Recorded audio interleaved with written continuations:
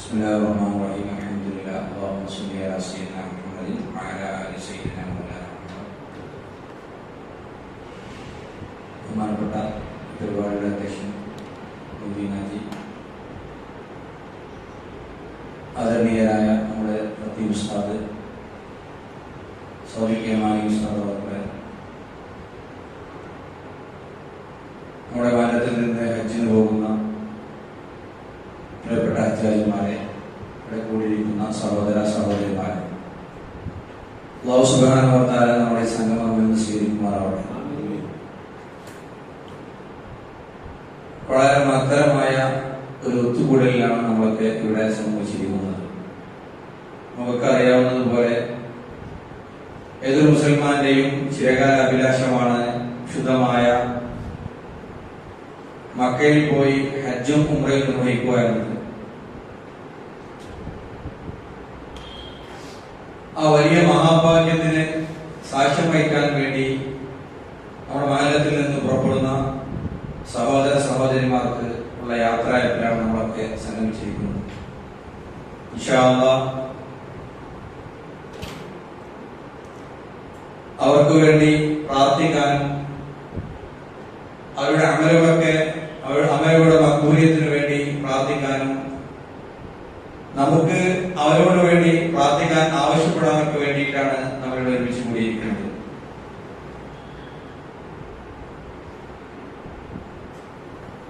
നമുക്ക് മനസ്സിലാക്കിയതുപോലെ അൽ ഹജ്ജുൽ മബ്റൂർ ലൈസ ലഹു ജസാഉൻ ഇല്ലൽ ജന്ന എന്ന പ്രവാചകൻ സ്വല്ലല്ലാഹു അലൈഹി വസല്ലം തങ്ങളുടെ അധ്യാപനം, മബ്റൂറായ പരിപൂർണമായ ഹജ്ജിന്റെ പ്രതിഫലം സ്വർഗമല്ലാതെ മറ്റൊന്നുമില്ല എന്ന് പ്രവാചകൻ സ്വല്ലല്ലാഹു അലൈഹി വസല്ലം പഠിപ്പിച്ച ആ അധ്യാപനം മനസ്സിൽ ഉൾക്കൊണ്ടുകൊണ്ട് ശുദ്ധമായ ഹജ്ജിന്റെ എല്ലാ അമലുകളും പരിപൂർണമായ രീതിയിൽ ചെയ്യാൻ വേണ്ടി നമ്മുടെ മഹലിൽ നിന്നും ഹജ്ജിന് പോകുന്നവർക്കും മറ്റുള്ള എല്ലാ ഹാജിമാർക്കും അല്ലാഹു തൗഫീഖ് നൽകുമാറാവട്ടെ എന്ന് ആത്മാർത്ഥമായി പ്രാർത്ഥിക്കുകയാണ്. ദീർഘമായ സ്വാഗത ഭാഷണത്തിന്റെ സമയമല്ല. ബഹുമാനപ്പെട്ട ഉസ്താദുകള് അതിനെക്കുറിച്ചൊക്കെ വളരെ വിശദമായിട്ട് സംസാരിക്കും. പിന്നെ ഹജ്ജിന് പോകുന്നവരൊക്കെ ഇതിന്റെ കാര്യങ്ങളും അതിന്റെ അമലുകളും അവർ ചെയ്യേണ്ട പ്രവർത്തനങ്ങളും ഓരോ കാര്യങ്ങൾ ക്ലാസുകളിൽ നിന്നുമായിട്ട് മനസ്സിലാക്കിയിട്ടുണ്ട്. എന്തായാലും നമ്മൾ ഇത്രയൊക്കെ കാശ് മുടക്കി പോകുന്ന വളരെ പ്രധാനപ്പെട്ട ഇസ്ലാമിന്റെ പഞ്ചകർമ്മങ്ങളിൽ വളരെ പ്രധാനപ്പെട്ട ഈ സൽക്കർമ്മം മഖ്ബൂലാവാൻ വേണ്ടിയിട്ട് ആത്മാർത്ഥമായിട്ട് നമുക്ക് പ്രാർത്ഥിക്കണം. ഹജ്ജാജിമാരുടെ കാര്യത്തിലൊക്കെ ശ്രദ്ധിക്കണം. വരും വർഷങ്ങൾ ഇൻഷാ അല്ലാഹ് നമുക്കൊക്കെ വിശുദ്ധമായ കഅബ ശരീഫിൽ പോയി മക്കയിൽ പോയി ഹജ്ജും ഉംറയും നിർവഹിക്കാൻ അല്ലാഹു തൗഫീഖ് നൽകട്ടെ എന്ന് ആത്മാർത്ഥമായി പ്രാർത്ഥിക്കുകയാണ്.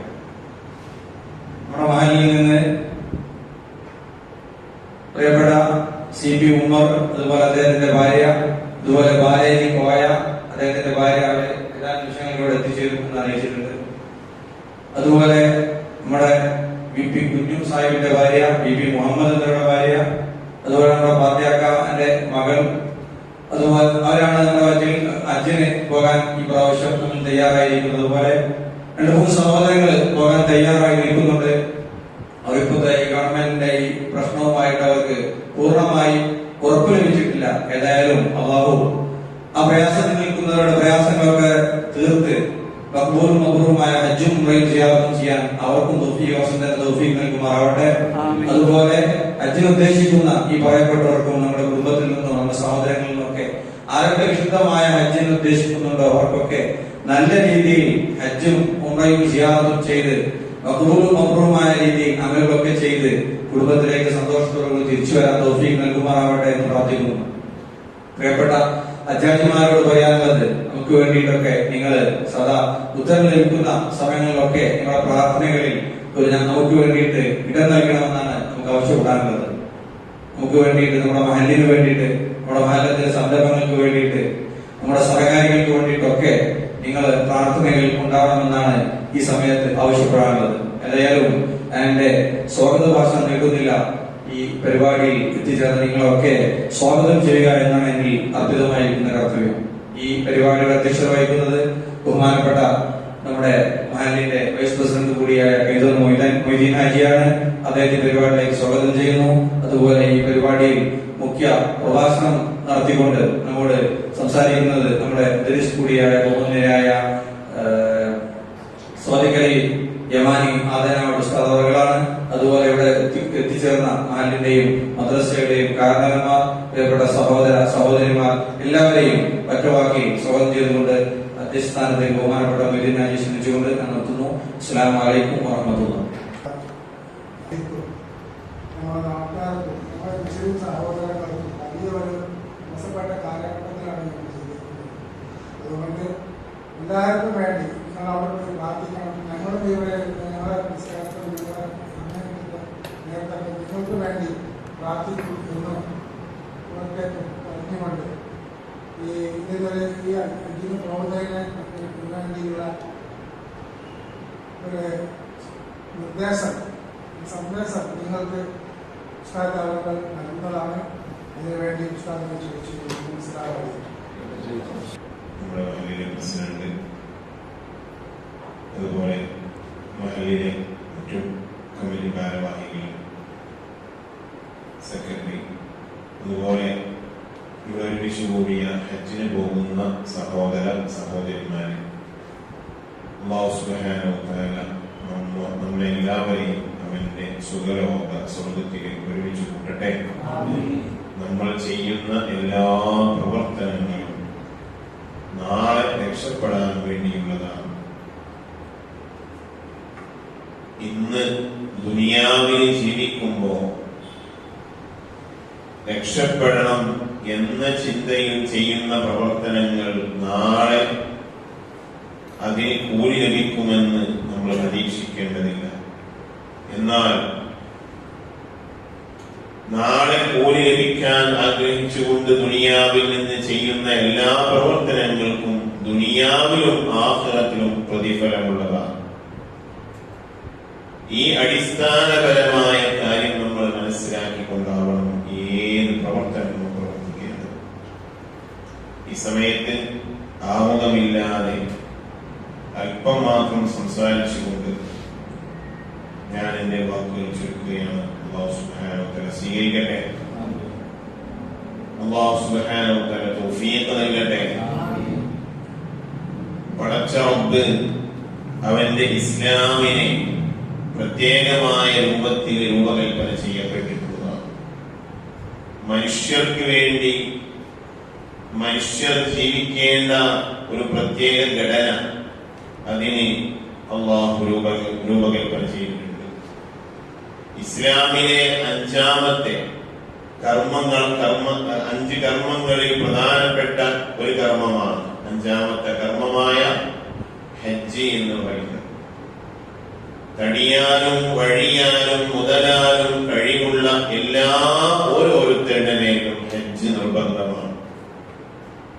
ഹജ്ജിന്റെ ക്ലാസുകളിൽ പോയ ആളുകൾക്കൊക്കെ അല്ലെങ്കിൽ പോകാനിരിക്കുന്ന ആളുകൾക്കൊക്കെ അവിടെ നിന്ന് ഹജ്ജിന് പോകുമ്പോൾ വേണ്ട നിർദ്ദേശങ്ങളും കാര്യങ്ങളും അവിടെ ചെയ്യേണ്ട കർമ്മങ്ങളും ഒക്കെ പ്രത്യേകം അമീറന്മാരോ അല്ലെങ്കിൽ ഹജ്ജിന് ക്ലാസ് എടുക്കുന്ന ആളുകളോ അവർക്ക് പ്രത്യേകം പറഞ്ഞു തരും.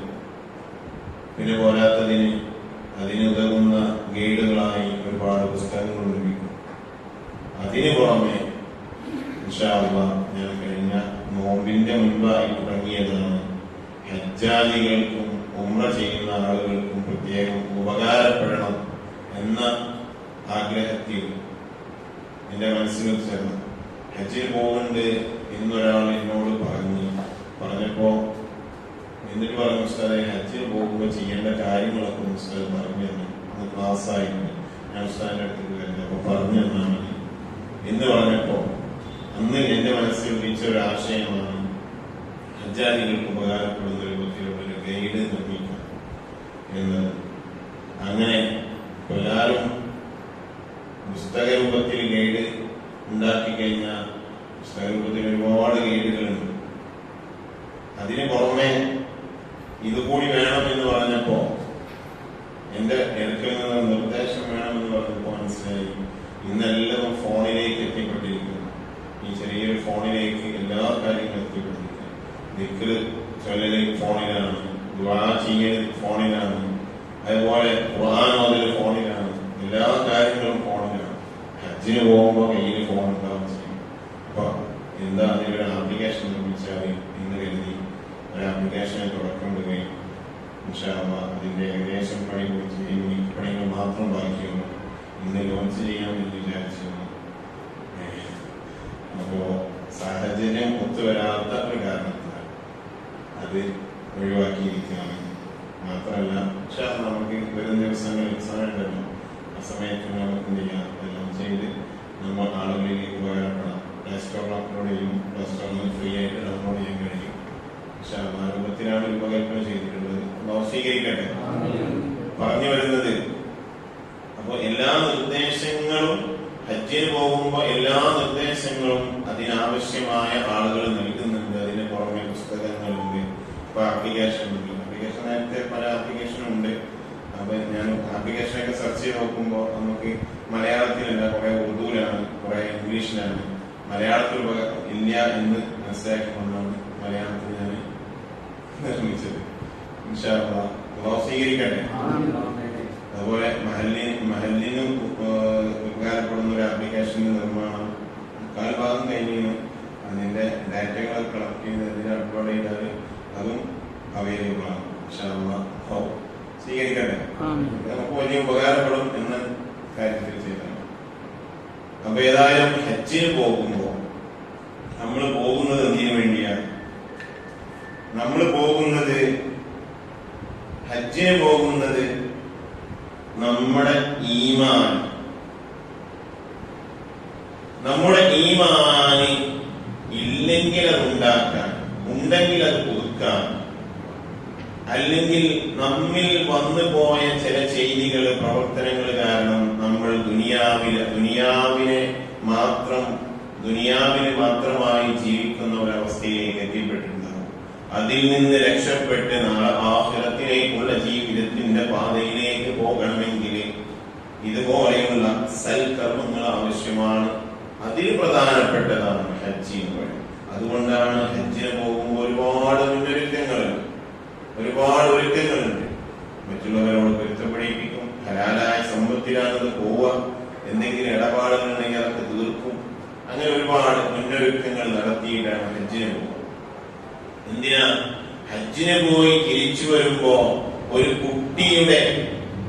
കുട്ടിയുടെ കൽബ് പോലെ അവന്റെ കൽബ് സ്ഫുടമായി, അവന്റെ കൽബ് അത്രക്കും ഈമാനും തഖ്വയും സബ്റും ഒക്കെ നിറഞ്ഞതായി.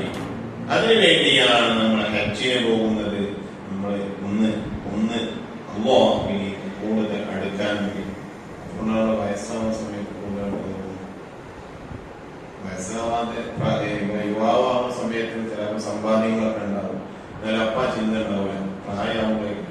പ്രായമാകുമ്പോഴേക്കാണ് ഹജ്ജിന് പോകേണ്ട ചിന്ത വരും. എന്താ ഇനിയിപ്പോ താടിക്ക് നടിച്ച് ഞാൻ വെച്ചാൽ അതിനൊരു ഓർമ്മ വരുമ്പോ ഹജ്ജിന് പോകും. അങ്ങനല്ല, ഹജ്ജിന് പോകേണ്ടത് നമുക്ക് തടിയാലും വഴിയാലും മുതലാലും കഴിവുണ്ടെങ്കിൽ ഹജ്ജ് നിർബന്ധമാണ്. ഏത് സമയത്തും നമ്മളെ മരണം പിടികൂടാം. ആ മരണത്തിനൊന്നും നമ്മൾ പിടികൊടുക്കുന്നതിന് മുമ്പായി നമുക്ക് നിർബന്ധമായ ഹജ്ജ് നമ്മൾ നിർവഹിക്കണം. അല്ലാഹു സുബ്ഹാനഹു വ തആല തൗഫീഖ് നൽകട്ടെ. ഹജ്ജ് ചെയ്യാനുള്ള തൗഫീഖ് അല്ലാഹു നൽകട്ടെ. ഹജ്ജിന് സാധുവാകുന്ന മനുഷ്യനായി അല്ലാഹു നമ്മെ മാറ്റി തരട്ടെ. അതിനുള്ള എല്ലാ വഴികളും അല്ലാഹു തുറന്നു തരട്ടെ. അപ്പൊ പോകുന്ന ആളുകളോട് പ്രത്യേകം പറയാനുള്ളത്, ഞാൻ കൂടുതലൊന്നും പറയുന്നില്ല, എന്താണ്? ഈമാൻ വർദ്ധിപ്പിക്കുക. പോകുന്നതിന് മുമ്പ് തന്നെ ഈമാൻ ഉണ്ടാകാനുള്ള പണിയെടുത്ത് തുടങ്ങണം. സബ്റുണ്ടാവണം, തഖ്വയുണ്ടാവണം. ഇതൊക്കെ ഉണ്ടാവണമെങ്കിൽ, ഈമാൻ ഉണ്ടാവണമെങ്കിൽ, സബ്റുണ്ടാവണമെങ്കിൽ, തഖ്വയുണ്ടാവണമെങ്കിൽ പ്രധാനപ്പെട്ട ഘടകങ്ങളാണ്. ഇതിൽ ഏറ്റവും പ്രധാനപ്പെട്ടതാണ് തൗബ എന്ന് പറയുന്നത്. നമ്മൾ തൗബ ചെയ്ത് നന്നാവുകയാണ്. തൗബ ചെയ്യണമെങ്കിൽ അതിന് ഷർത്തുകൾ പാലിക്കണം. ആ ഷർത്തുകൾ പാലിച്ച് തൗബ ചെയ്ത് അല്ലാഹുവിലേക്ക് മടങ്ങണം. ആ തൗബയിൽപ്പെട്ട തന്നെയാണ് തൗബയിൽ ഷർത്ത് തന്നെയാണ് ഹക്കിടപാടുകൾ, മനുഷ്യരുമായി വല്ല ഇടപാടുകളുണ്ടെങ്കിൽ അതൊക്കെ തീർക്കുക എന്നത്. അത് ചിലപ്പോൾ വാക്കുകളിലായിരിക്കും, ചിലപ്പോൾ പ്രവർത്തനങ്ങളിലായിരിക്കും, സമ്പത്തിലായിരിക്കും. എന്ത് ഇടപാടുകളാണെങ്കിലും തീർക്കണം. നമ്മളൊരാളെ പറ്റി ഗീബത്ത് പറഞ്ഞിട്ടുണ്ടെങ്കിൽ അത് അദ്ദേഹത്തോടെ ഇങ്ങനെ കുറ്റപിടിക്കൽ ഞാനതിനെ പറ്റി എന്തെങ്കിലും പറഞ്ഞിട്ടുണ്ടെങ്കിൽ കുറ്റപ്പെടാനുണ്ട അങ്ങനെ കുറ്റപിടിക്കല് നമ്മളെ മനസ്സിലുണ്ടാവും എന്തൊക്കെയാ പറഞ്ഞു കുറേ പറഞ്ഞുണ്ടാവും അതൊക്കെ പൊരുത്തപ്പെട്ടാൽ കുറെ മനസ്സിലുണ്ടാവും. പക്ഷേ ശരിക്കും കുറ്റപിടിപ്പിക്കുന്നത് എങ്ങനെയാണ്? ഞാൻ ഇന്നാലിന്റെ കാര്യം നിന്നെ പറ്റി ഇന്നാലിന്റെ ആളോട് പറഞ്ഞിട്ടുണ്ടായിരുന്നു, അത് നീ പൊരുത്തപ്പെട്ട് തരണം എന്ന് വ്യക്തമായി പറയണം. അപ്പൊ അവൻ പൊരുത്തപ്പെട്ടു എന്ന് പറയണം. അപ്പോഴാണ് എന്ത് ചെയ്യാ ആ ദീപത്ത് മാഞ്ഞു പോകും. അല്ലാതെ ഈ പറയുന്ന ആൾക്കറിയില്ല എന്ത് ഞാൻ എന്താണ് അവനോട് പൊരുത്തപ്പെടിച്ചിരുന്നത്. പറയപ്പെടുന്ന ആൾക്കറിയില്ല എന്താണ് അവൻ എന്നോട് പൊരുത്തപ്പെടിപ്പിക്കുന്നത് എന്ന്. തീർച്ചയായും അങ്ങനെയാണ്. അങ്ങനെ ആവുമ്പോൾ എന്താവുള്ളൂ, മറ്റെന്തോ ഉള്ളിൽ വെച്ചിങ്ങാണ്ടാണ്, ഉള്ളിലെന്തോ സാധനം വെച്ചിട്ടാണ് പറയണത്. എന്തെങ്കിലുമൊക്കെ കുറ്റപ്പെടണ്ട എന്ന് പറയുമ്പോ ഉള്ളിൽ എന്തോ ഒരു സാധനം വെച്ചിട്ട് അത് പറയാൻ മടിച്ചിട്ടാണ് എന്ത് ചെയ്യുന്നത്, പൊരുത്തപ്പെടിച്ചത്. അങ്ങനെ ആവരുത്. കൽബ് ശുദ്ധമാവണമെങ്കിൽ എന്താ പറയണം? ഞാൻ ഇന്നാലിന്റെ കാര്യം നിന്നെ പറ്റി ഇന്നാലിന്റെ ആളോട് പറഞ്ഞിട്ടുണ്ടായിരുന്നു, നീ അത് പൊരുത്തപ്പെട്ടിരുന്നു എന്ന് പറയുമ്പോൾ അത് കൽബിന്റെ ഉള്ളിൽ നിന്ന് സത്യസന്ധമായി പറയുന്നതാണ്. അങ്ങനെയാവണം പൊരുത്തപ്പെടിക്കുന്നത്. പോകുമ്പോൾ പൊരുത്തപ്പെടിപ്പിക്കല് നേരത്തെ പറഞ്ഞ അത് മാറ്റിയിട്ട് ഈ രൂപത്തിലേക്കാണ്. ആ പൊരുത്തപ്പെടിപ്പിക്കപ്പെടുന്ന ആളെന്ത് ചെയ്യണം? ജിന്നെ പറ്റി അങ്ങനെയൊക്കെ പറയുമല്ലേ, ജിന്നെ പറ്റി അങ്ങനെയൊക്കെ പറയുമല്ലേ, ഞാൻ എന്നെ പറ്റി എന്നെ കളിച്ചത് ഞാൻ അച്ഛനോട് വരെ എനിക്ക് സമയമുണ്ടല്ലോ എന്ന് പറയരുത്. എന്ത് പറയണോ?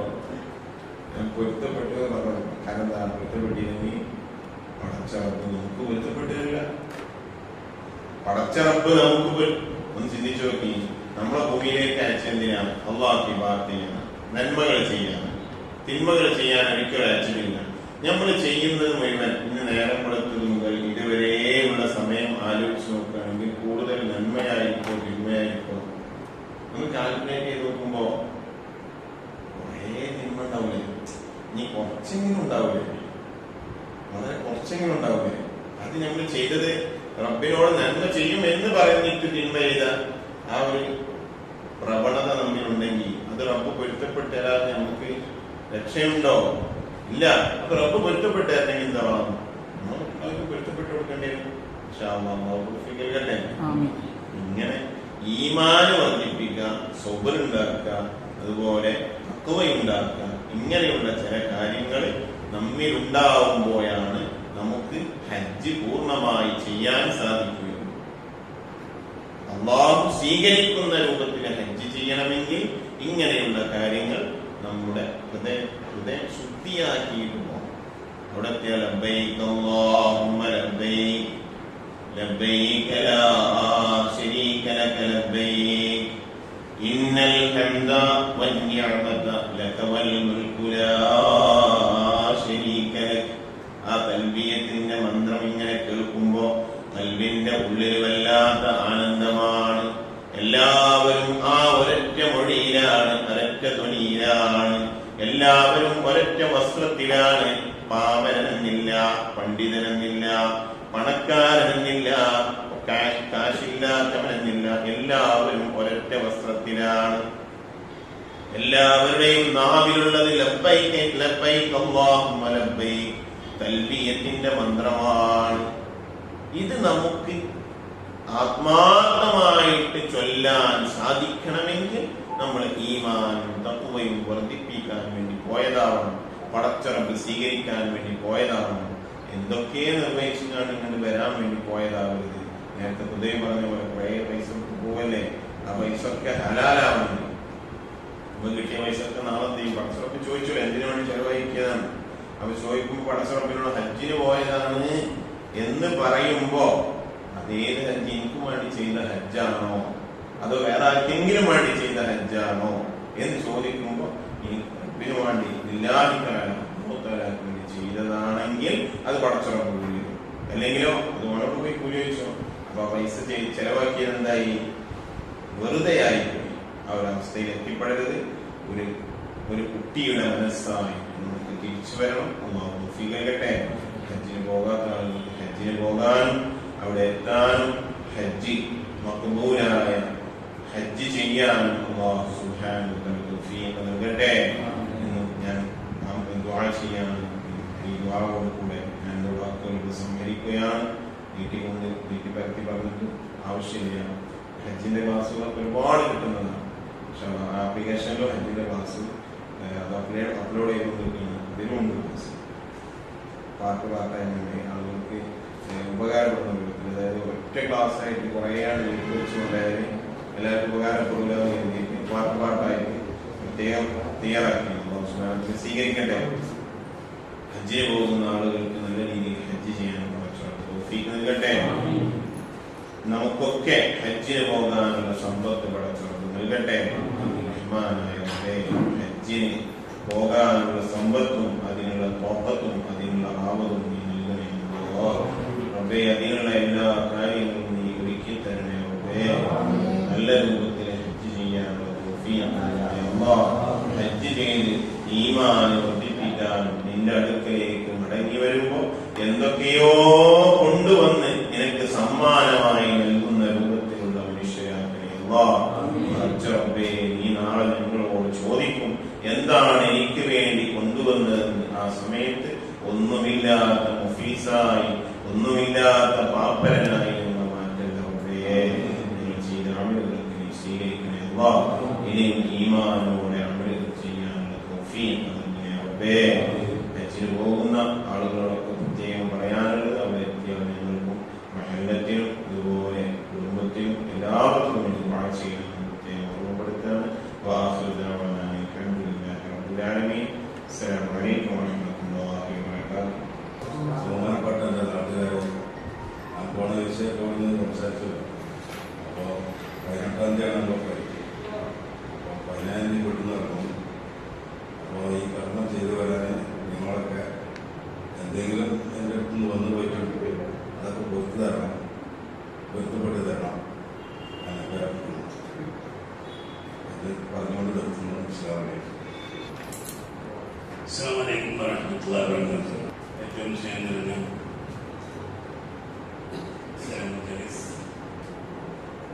സാദിഖ് സഹോദരനെ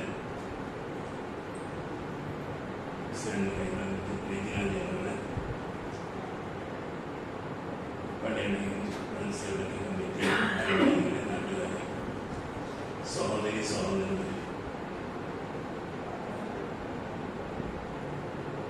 മഹത്തായ ഒരു സദസ്സിലാണ് നാം എല്ലാം ഒരുമിച്ച് കൂടിയിട്ടുള്ളത് എന്ന് സഹോദര ഭാഷണത്തിലും ഉസ്താദിന്റെ വിശദീകരണ ഭാഷണത്തിലൊക്കെ മനസ്സിലാക്കി. ഇസ്ലാമിന്റെ 5 കാര്യങ്ങളിൽ വിശ്വാസത്തിന് ശേഷം നമസ്കാരം, നോമ്പ്, സക്കാത്ത്, അതിനെല്ലാം ശേഷം 5ാമത്തെ കർമ്മമായിരിക്കുന്ന ആ കർമ്മം നമ്മൾ നിർബന്ധമായി വരുന്നത് തടിയാലും വഴിയാലും മുതലാലും ഒക്കെ കഴിവ് വരുമ്പോഴാണ്. തടിയാലും വഴിയാലും മുതലാലും കഴിവ് എന്ന് പറയുമ്പോൾ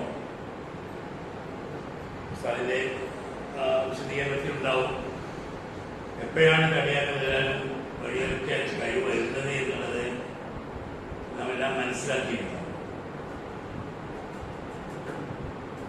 അങ്ങനെ വിശദീകരണം നമ്മൾ കേൾക്കുകയാണെങ്കിൽ ഒരുപക്ഷെ ആ കർമ്മത്തിൽ നമ്മളൊക്കെ കടപ്പെട്ടവരായിരിക്കും. ഇൻഷാ അല്ലാഹ് അങ്ങനെ സംശയമുള്ള ആളുകൾക്ക് ചോദിച്ച് മനസ്സിലാക്കാൻ നമ്മൾ അതേ സമയത്തും സന്നദ്ധയാണ്. പറഞ്ഞു വരുന്നത് ഇസ്ലാം 5ാമത്തെ കാര്യമാണ്, 5 കാര്യങ്ങളാണ്. അതിൽ 5ാമത്തെ കാര്യം ഇപ്പം കഴിവുള്ളവർക്കല്ലേ. എല്ലാവർക്കും ഒന്നും കഴിവുണ്ടാവില്ല. തടിയാലും വഴിയാലും എന്നൊക്കെ പറയുമ്പോൾ പറയാൻ കൂടുതലല്ലേ എന്നൊക്കെ നമ്മൾ ചിന്തിക്കും.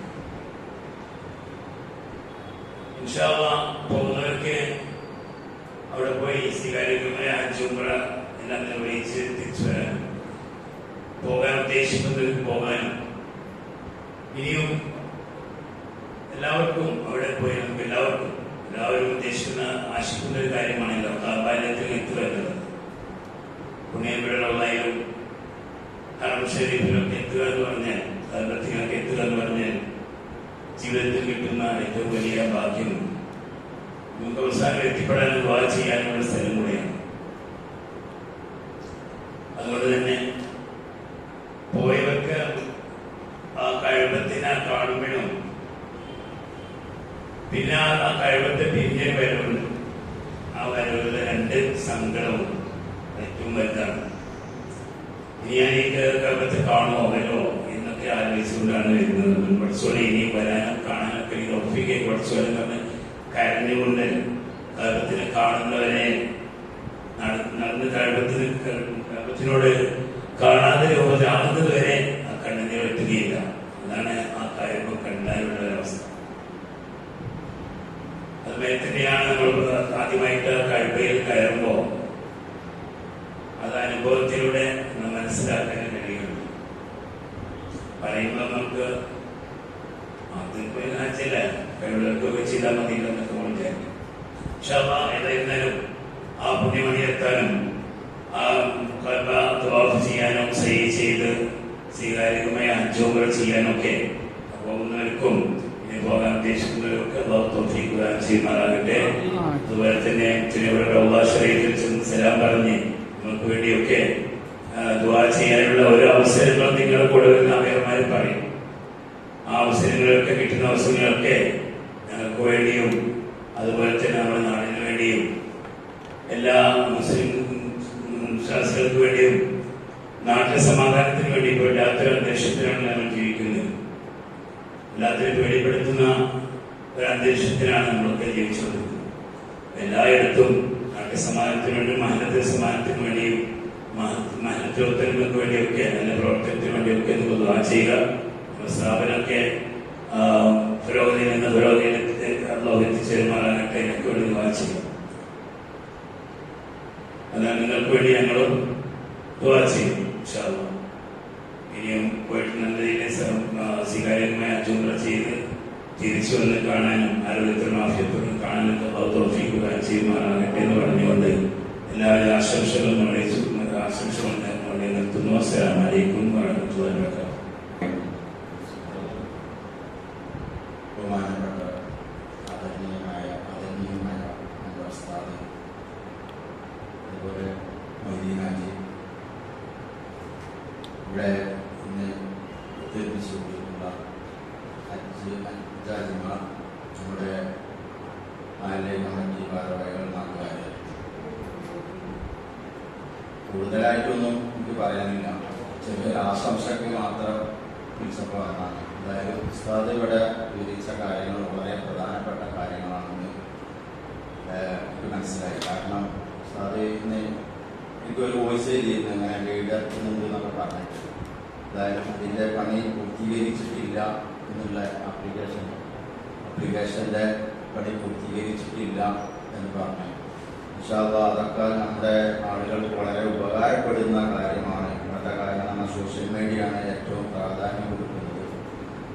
അതോടൊപ്പം തന്നെ നമ്മുടെ നാട്ടുകാർ, ഹജ്ജിന് പോകുന്ന ആളുകൾ പലരും ഇവിടെ ചില ആളുകൾ എത്താൻ പെടാത്തവരുണ്ട്, എത്തിയവരുണ്ട്.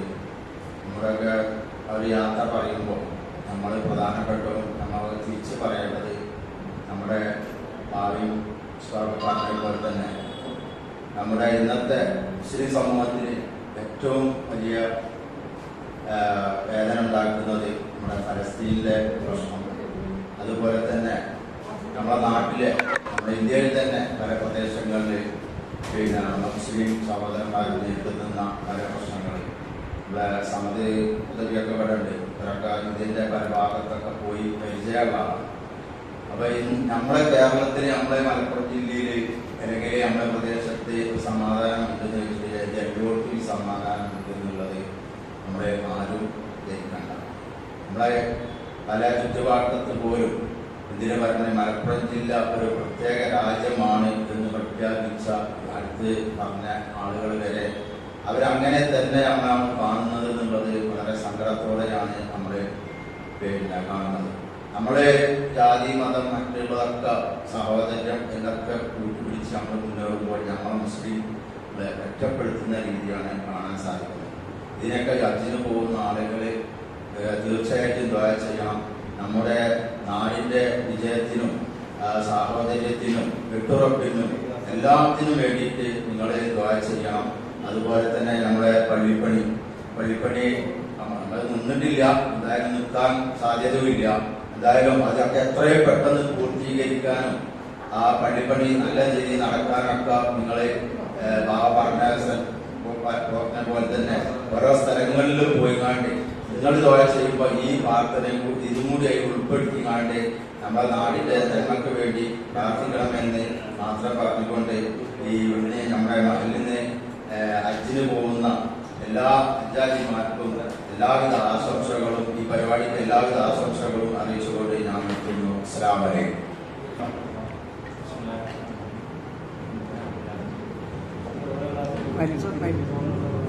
മൈക്കിൽ കേൾക്കണില്ല.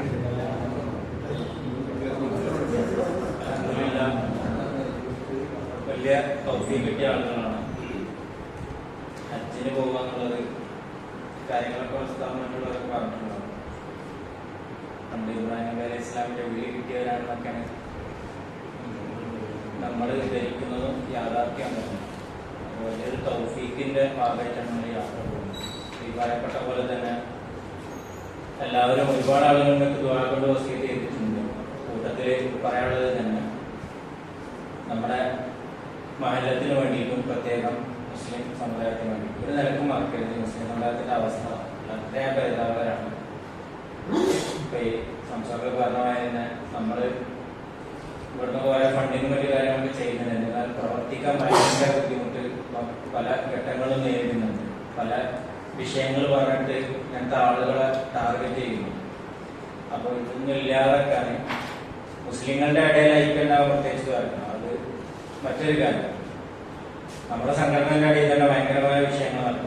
അപ്പൊ അതൊന്ന് മനസ്സിലാക്കാവാനും അതിന്റെ കൂടെ തന്നെ മറ്റുള്ള കാര്യങ്ങളിൽ നമ്മുടെ സമുദായത്തിന് നല്ല രൂപത്തിൽ തുടർ ഭാവി ഉണ്ടാകാൻ വേണ്ടിയിട്ടുള്ള ദ്വാരല് നമ്മൾ ഉൾപ്പെടുത്തണം.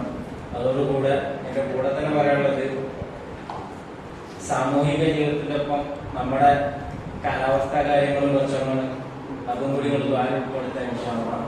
കൂടുതൽ എനിക്ക് പറയുന്നില്ല. സൗദി